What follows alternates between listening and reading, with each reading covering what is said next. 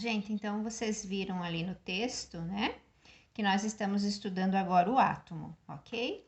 Tem toda a parte teórica que vocês sozinhos ali vão conseguir ler, entender, enfim, tá?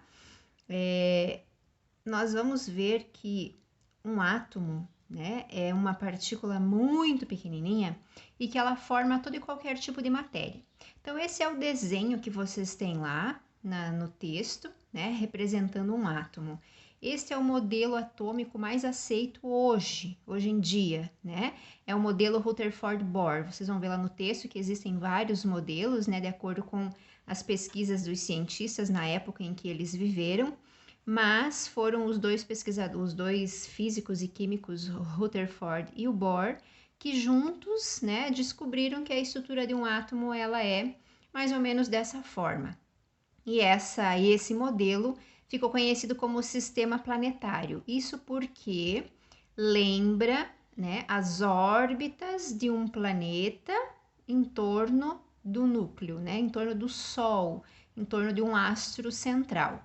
Então, o modelo de átomo que nós temos hoje é esse aqui, tá? Eu vou desmembrar esse modelo para vocês entenderem como que ele é estruturado, tá? Então, como que um átomo é estruturado, como que ele é formado, ok? Então, nós vamos ter num átomo duas regiões, tá? As duas regiões que formam um átomo são eletrosfera, que é a parte maior de um átomo, certo? E nós temos também o núcleo. O núcleo é a menor parte do átomo, é a parte central e é onde se concentra toda a massa de um átomo, ok? Então, essas são as duas regiões, eletrosfera e núcleo.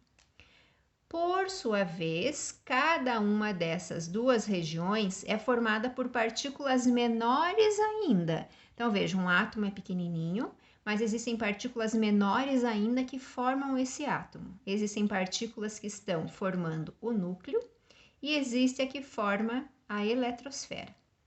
No núcleo, nós vamos encontrar duas partículas, tá? Uma dessas partículas eu vou representar aqui da cor azul, tá? E vou chamar esta partícula de próton.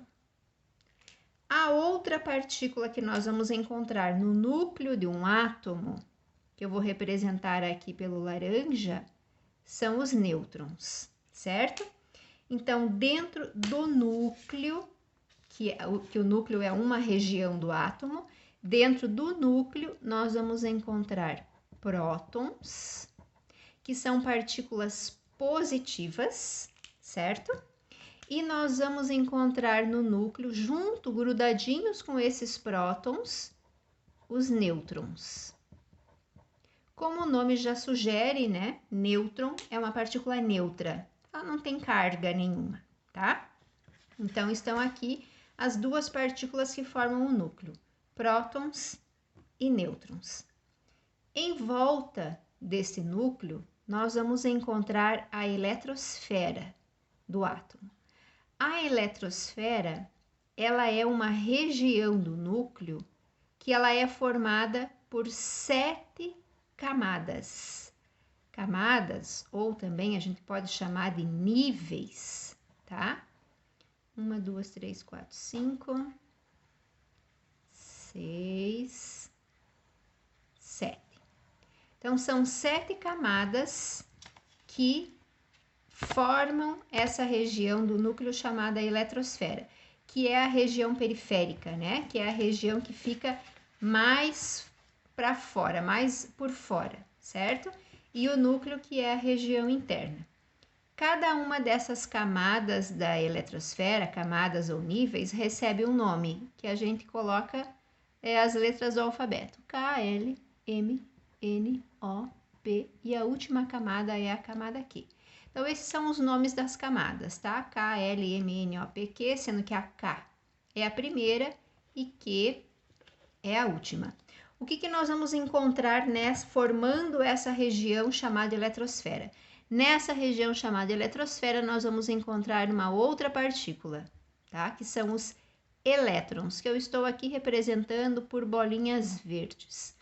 Então, enquanto que no núcleo nós vamos encontrar prótons positivos, nêutrons sem carga elétrica, na eletrosfera nós vamos encontrar uma partícula, várias, né? Partículas chamadas elétrons.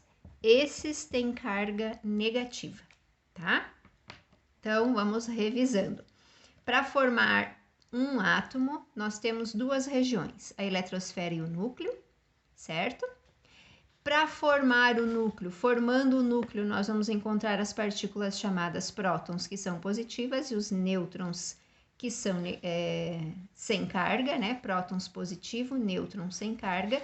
E na eletrosfera, nós vamos encontrar os elétrons, que são as partículas negativas.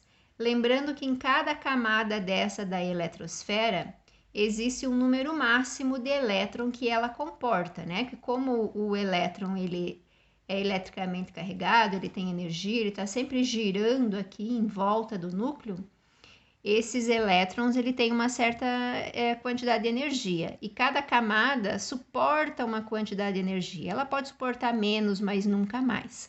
Por isso que em cada camada da eletrosfera nós vamos encontrar um número máximo de elétrons que pode ter ali dentro, tá? Vocês têm uma tabelinha lá no texto sobre isso, né?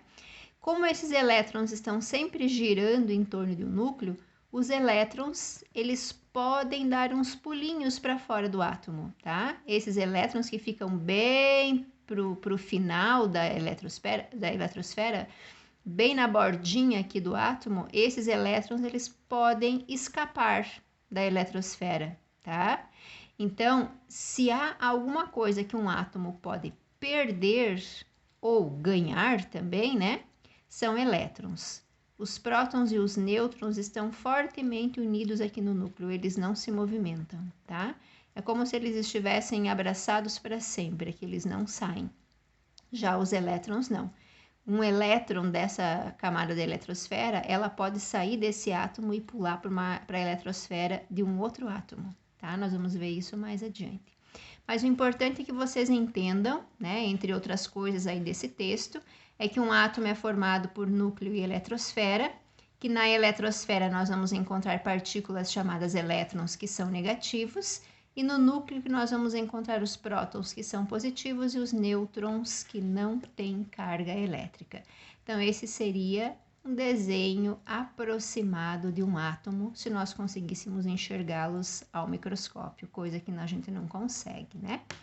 Tá bem? Qualquer coisa vocês vão me perguntando que eu explico de novo.